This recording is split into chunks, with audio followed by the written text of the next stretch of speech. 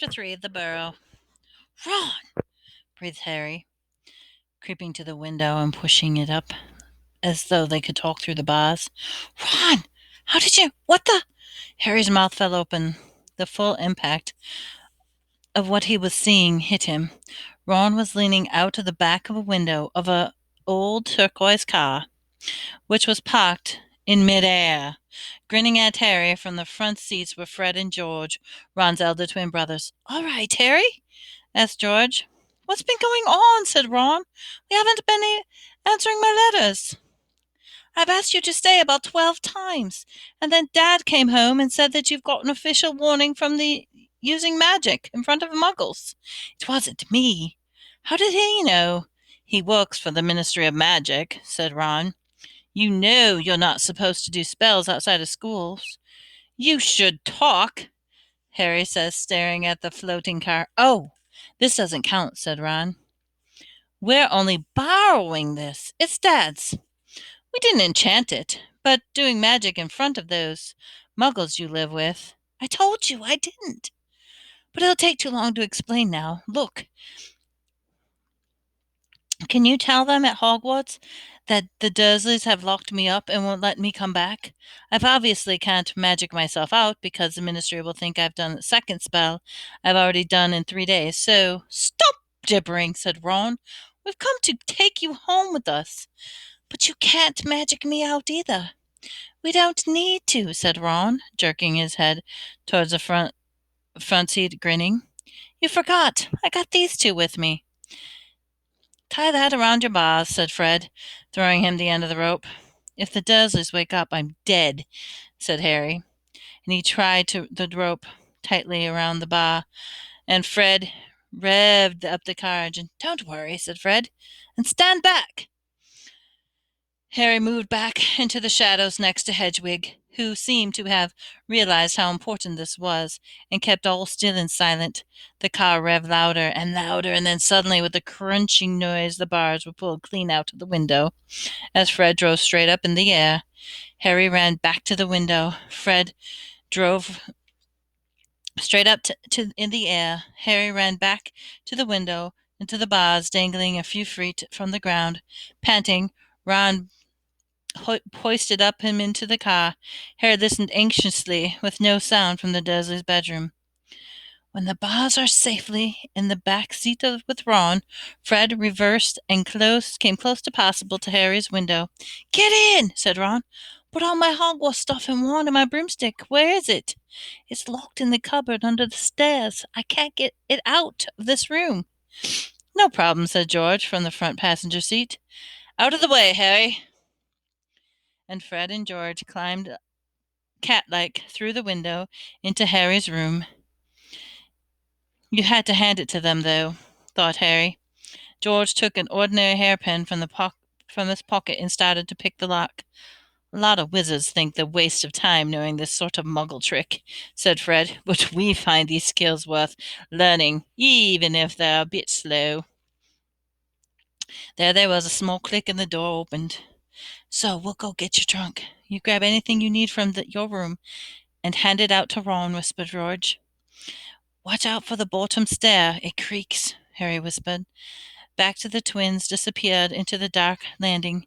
Harry dashed around his room, collecting all the things that he had, passing them to the window to Ron. Then he went to help Fred and George with his trunk on the stairs. Harry heard Uncle Vernon cough.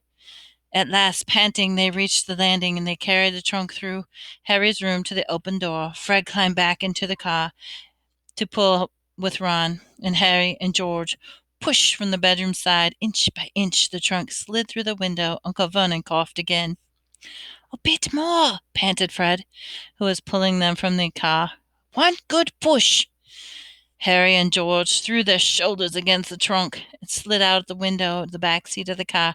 Okay, let's go, George whispered. But as Harry climbed through the window sill, there came a sudden, loud screech from behind him, followed it immediately with a thunder of Uncle Vernon's, That ruddy owl! I've forgotten Hedwig. Harry tore back across the room as the landing clicked on. He snatched up Hedwig in the cage, dashed to the window, and passed it out to Ron. He was scrambling out the chest of drawers when Uncle Vernon hammered into the unlocked door, and it crashed open. For a split second, Uncle Vernon stood framed in the doorway. Then he let out a bellow like an angry bull and dived at Harry and grabbed at him by the ankle. Ron, Fred, and George seized Harry's arms and pulled as hard as they could. "Petunia!" roared Uncle Vernon. "He's getting away! He's getting away!"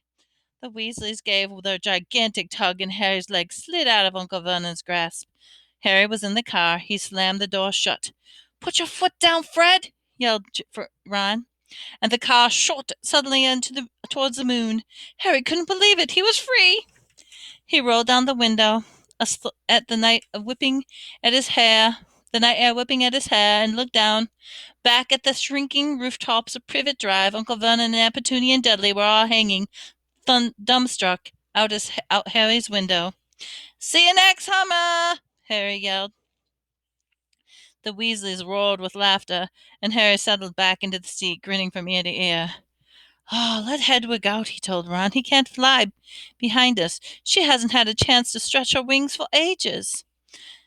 George handed the hairpin to Ron, and a moment later Hedwig soared joyfully out of the window to glide alongside them like a ghost. "So, what's the story, Harry?" Ron said impatiently. "What's been happening?"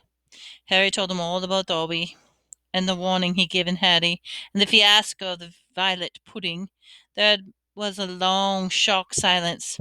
When he finished, "Very fishy," said Fred finally. "Definitely dodgy," said George. "So, he wouldn't even tell you what he was supposed to be plotting all this stuff?" "No, I don't think he could," Harry said. "I told him every time I got closer to letting something slip, he'd start banging his head against the wall." He saw Fred and George look at each other. "What do you think he was lying to me?" said Harry. "Well," said Fred, "put it this way. House elves have got powerful magic of their own, but they can't usually use it without the master's permission. I reckon old Dobby was sent to stop you from coming back to Hogwarts. Someone's idea of a joke. Can you think of anyone at school with a grudge against you?" "Yes," said Harry and Ron together instantly. "Draco Malfoy," Harry explained. "He hates me." "Draco Malfoy," said George, turning around. "Now, not Lucius Malfoy's son?" "Must be. It's not a very common name, is it?" said Harry. "Why?" "I've heard Dad talking about him," said George. "He was a big supporter of you-know-who." "And when you-know-who disappeared," said Fred, craning around to look at Harry, "Lucius Malfoy came back saying he'd never met any of it. Load of dung. And Dad reckons he was right in you-know-who's inner circle." Harry heard these rumors about Malfoy's family before. It didn't surprise him at all. Malfoy and Dudley Dursley looked like the kind of thoughtful, sensitive boy. Or made Dudley look like a kind and sensible boy. "I don't know whether the Malfoys own a house elf," said Harry. "Well, whoever owns him will be an old wizarding family, and they'd be very rich," said Fred. "Yeah, Mum's always wishing we had a house elf to do some ironing," said George. "But we've got a lousy old ghoul in the attic, and gnomes all over the gardens, and house elves come with big old manors and castles, and places that you wouldn't catch one in our house." Harry was silent. Judging from the fact that Draco Malfoy usually had the best of everything, his family was rolling in wizard gold. He'd just see Malfoy strutting around the number of the large manor house, sending the family servant to stop Harry from coming back to Hogwarts, also sounding exactly like the sort of thing Malfoy would do. Had Harry been stupid to take Dobby seriously? "Well, I'm glad we came to get you anyway," said Ron. "I was getting really worried when you didn't answer any of my letters. I thought it was Errol's fault or something." "Who's Errol?" "Our owl. He's ancient. It wouldn't be the first time he'd collapsed out on delivery. And then I tried to borrow Hermes." "Who?" "Oh, the owl Mom and Dad bought Percy when he was made prefect," said Fred from the front. "But Percy wouldn't lend him to me," said Ron. "Said he needed him." Percy's been acting very odd all this summer, said George, frowning. And he has been sending a lot of letters and spending a load of time shut up in his room. I mean, there's only so many times you can polish your prefect badge. You're driving too far west, Fred, he added, pointing to the compass on the dashboard. Fred twiddled the steering wheel. So, does your dad know you've gotten the car? Had Harry guessing the answer. No, said Ron. He had to work tonight. Hopefully, we'll be able to get back into the garage before Mom's noticing we flew it. What does your dad do that your Ministry of Magic anyway? He works for the most boring department, said Ron. He works for the Misuse of Muggle Artifacts Office. The what? Oh, it all has to do with bewitching things that are Muggle made. You know, in case I end up back in the Muggle shop or house. Like last year, some old witch died, and her tea set was sold to an antique shop. Well, the Muggle woman bought it, took it home, and tried to serve her friends tea in it. It was a nightmare. Dad was working overtime for weeks. Well, what happened? The teapot went berserk and started squirting boiling tea all over the place, and one man ended up in the hospital with sugar tongs clamped to his nose. Dad was going frantic. It's only him and an old warlock called Perkins in the office. They had to do a whole lot of memory charms and all sorts of stuff to cover it up. But your dad is. But your dad, this car. Fred laughed. Yeah. Dad's crazy about everything to do with the Muggle. Our shed's full of Muggle stuff. It takes it apart, puts up spells on it, puts it back together, and if anyone raided our house, he'd be put himself under arrest if it drives Mom mad. That's the main road, said George, peering down through the windshield. Well, they'll be in 10 minutes. Just as well. It's getting light. A faint pinkish glow was very visible in the horizon in the east. Fred brought the car lower, and Harry saw a dark patchwork of fields and clumps of trees. We're a little way outside the village, said George. Ottery St. Catchpole. Lower and lower went the flying car. The edge of the brilliant red sun was now gleaming in the trees. Touchdown, said Fred, with a slight bump and a hit to the ground. They had landed the car in the rumble-down garage in a small yard. Harry looked out for the first time at Ron's house. It looked as though it had once been some large stone pig pen, but extra rooms had been added here and there, and until they were several stories high, and it was so crooked it looked like as though it was held up by a magic, which Harry reminded himself was probably true. 4 or 5 chimneys were perched on top of the roof. A lopsided sign stuck to the ground near the entrance, the Burrow. Around the front door lay the jumble of rubber boots, a very rusty cauldron. Several fat brown chickens were pecking away around the yard. It's not much, said Ron. It's wonderful, said Harry, happily thinking of Privet Drive. They got out of the car. Now we'll go upstairs really quietly, said Fred, and we'll wait for Mom to call us for breakfast. Then, Ron, you come bounding downstairs going, Mom, look who turned up last night. And she'll be all pleased to see Harry, and no one will need ever know we flew the car. Right, said Ron. Come on, Harry. I sleep at the top. Ron had a nasty greenish color in his eyes, fixed on the house. The other 3 wheeled around.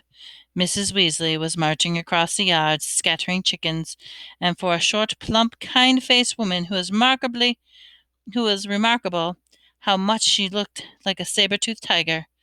Ah, said Fred. Oh, dear, said George. Mrs. Weasley came to a halt in front of them, her hands on her hips, staring from one guilty face to the next, and she was wearing a flowered apron with a wand sticking out of the pocket. So, she said. Morning, Mom, said George, in what he clearly thought was a jaunty, winning voice. Have you any idea how worried I've been? Said Mrs. Weasley, in a dead whisper. Sorry, Mom, but see, we had to. All 3 of Mrs. Weasley's sons were taller than she was, but they cowered as her rage broke over them. Bed's empty? No note? Car gone? Could have crashed? Out of my mind with worry? Did you care? Never as long as I've lived. You wait till your father gets home. We never had any trouble with this like from Bill or Charlie or Percy. Prefect perfect Percy, muttered Fred. You could do with taking a leaf out of Percy's book, yelled Mrs. Weasley, prodding her finger in Fred's chest. You could have died. You could have all been seen. You could have all been lost your father his job. It seemed to go on for hours. Mrs. Weasley had shouted herself hoarse before she turned to Harry, who backed away. Oh, I'm very pleased to see you, Harry, dear, she said. Come in. Have some breakfast. She turned and walked back into the house, and Harry, after a nervous glance at Ron, she nodded encouragingly, followed her into the kitchen. Was a small, rather cramped. There was a scrubbed wooden table and chairs in the middle, and Harry sat down on the edge of his seat, looking around. He had never been in a wizard's house before. The clock on the wall opposite him only had one hand and no numbers at all. Written around the edge were things like time to make tea, time to feed the chickens, you're late. Books were stacked 3 deep in the mantelpiece. Books of titles like Charm Your Own Cheese, Enchantment of Baking, 1 Minute Feasts. It's magic. And unless Harry's ears were deceiving him, the old radio next to the sink just announced that the coming up was the witching hour, with the popular singing sorceress Celestina Warbeck. Mrs. Weasley was clattering around, cooking breakfast, a little haphazardly, throwing dirty looks at her sons as she threw sausages into the frying pans. Every now and then she murmured things like, Don't you know what you're thinking of? Never would have believed it. I don't blame you, dear, she assured Harry, tipping 8 or 9 sausages onto his plate. Arthur and I have been worried about you, too. Just last night we were saying we'd come and get you ourselves if it hadn't written back to Rome by Friday. But really, she was now adding 3 fried eggs to his plate, flying in a illegal car halfway across the country, anyone could have seen you. She flicked her wand casually at the dish in the sink, which was beginning to clean themselves, clicking gently against the background. It was cloudy, Mum, said Fred. You keep your mouth closed while you're eating, Mrs. Weasley snapped. They were starving him, Mum, said George. And you, said Mrs. Weasley, but with a slight softened expression now that she started cutting Harry's bread and buttering it for him. At the moment, there was a diversion of a small, form, red-headed figure in the long nightdress. It appeared to the kitchen and gave a small squeal when she ran out. Ginny, said Ron in an undertone to Harry. My sister. She's been talking about you all summer. Yeah, she'll be wanting your autograph, Harry, Fred said with a grin, but he caught his mother's eye and bent his face over his plate without another word. Nothing more was said, till the 4 plates were clean, and they took a surprisingly short time. Blimey, I'm tired, yawned Fred, getting out his knife and fork at last. I think I'll go to bed and— How you will not, snapped Mrs. Weasley. It is your own fault. You've been up all night. You're going to denome the garden for me. They're getting completely out of hand again. Oh, Mom! And you two, she said to Ron, glaring at Ron and George. You can go up to bed, dear, she added to Harry. You didn't ask them to fly that wretched car. But Harry, who felt wide awake, said quickly, I'll help Ron. I've never seen a denoming. Oh, that's very sweet of you, dear, but it's dull work, said Mrs. Weasley. Now let's see what Lockhart's got to say on the subject. She pulled out a heavy book from the stack of the mantelpiece. George groaned. Mom, we know how to denome the garden. Harry looked over at Mrs. Weasley's book. Written across in fancy gold letters was Gilderoy Lockhart's Guide of Household Pets. It was a big photograph in the front of a very good-looking wizard with wavy blonde hair and bright blue eyes. And he was a wizarding world, the photograph moving. The wizard, who Harry supposed was Gilderoy Lockhart, kept winking Cheekily at them all, Mrs. Weasley beamed down at him. "Oh, he's marvellous," she said. "He knows the household plant pests all right. It's a wonderful book." "Mom fancies him," said Fred, slightly audible whisper. "Don't be ridiculous, Fred," said Mrs. Weasley, her cheeks rather pink. "All right.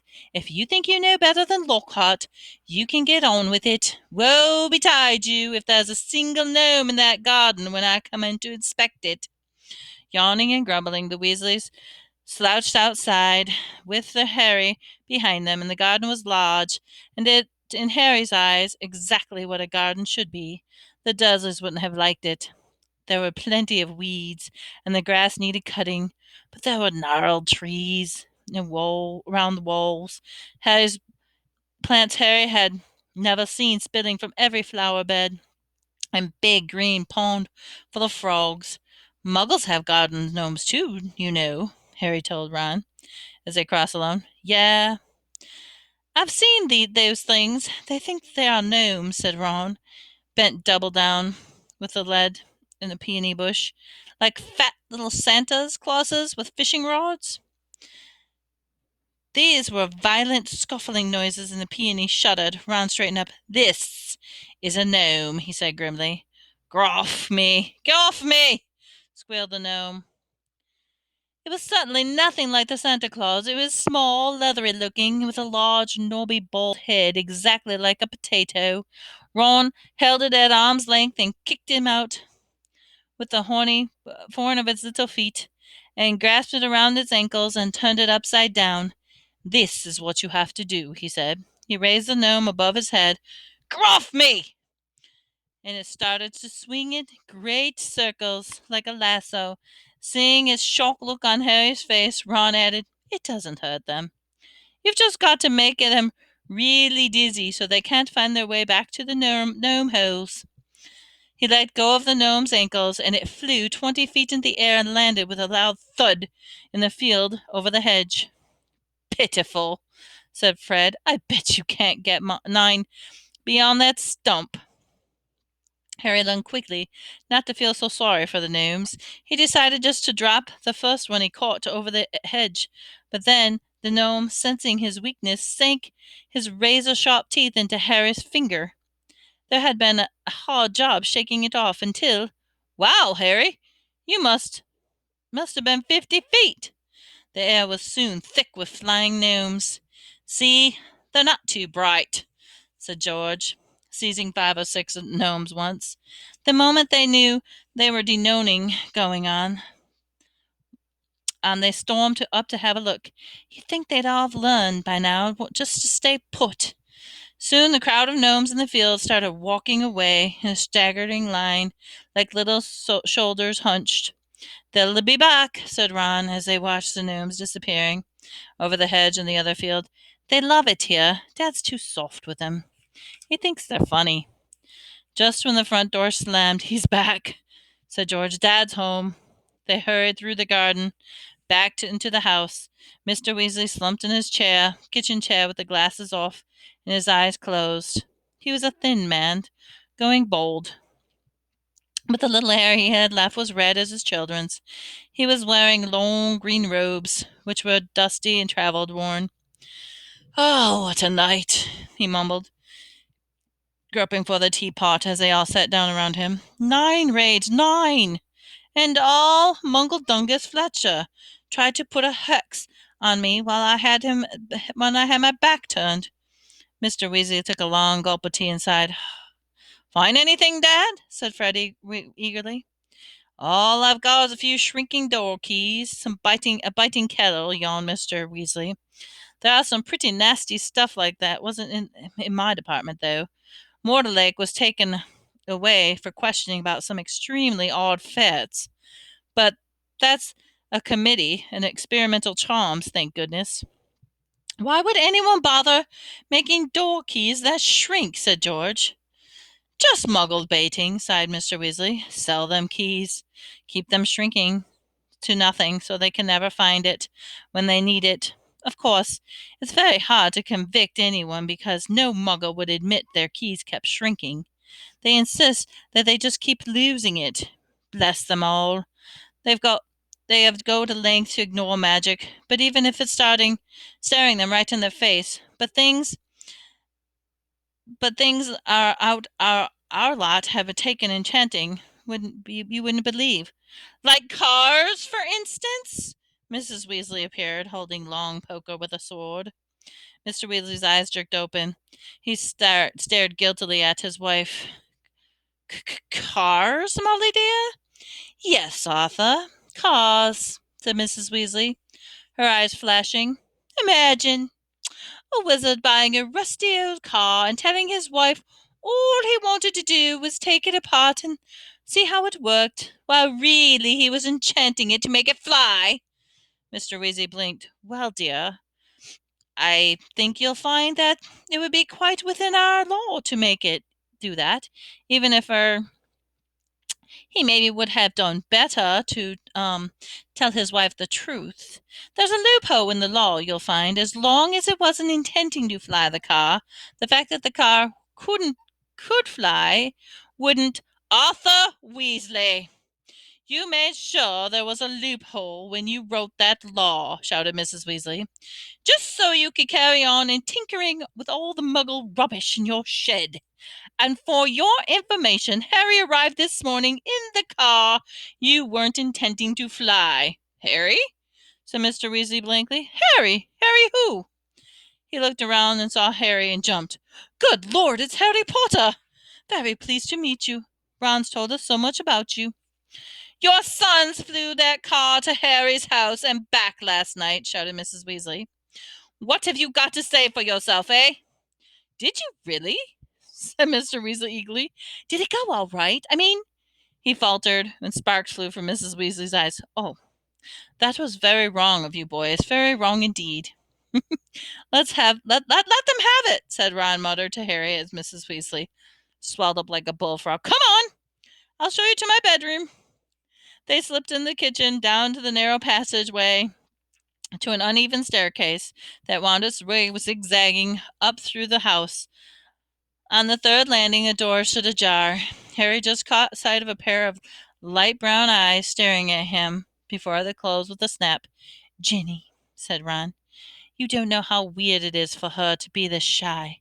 She never shuts up normally.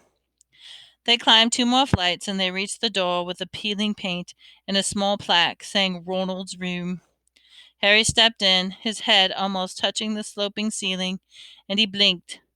It was like walking into a furnace. Nearly everything in Ron's room seemed to be a violent shade of orange, and the bedspread and the walls and the ceiling. Harry realized that Ron had covered nearly every inch of his shabby wallpaper with posters of the same 7 witches and wizards, all wearing bright orange robes, carrying broomsticks and waving energetically.